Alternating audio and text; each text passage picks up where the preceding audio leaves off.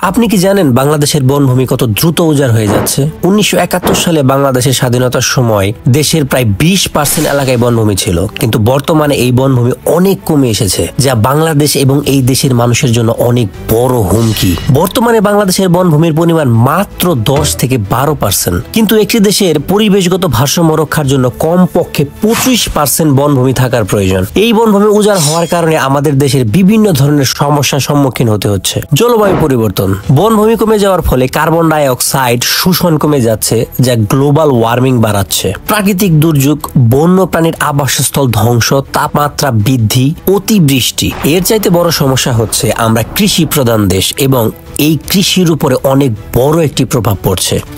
মাটির উর্বরতা অনেক কমে যাচ্ছে, যার ফলে ফসল উৎপাদন কম হয়। আমাদের অনেক বেশি সার এবং জীবাণুনাশক ব্যবহার করতে হয়, যা আমাদের শরীরের জন্য অনেক ক্ষতিকর। বনভূমি কমে যাওয়ার ফলে বায়ু দূষণের মাত্রা অনেক বেড়ে যায়, যা শ্বাসকষ্ট, হাঁপানি এবং অন্যান্য শ্বাসযন্ত্রের রোগের কারণ হতে পারে।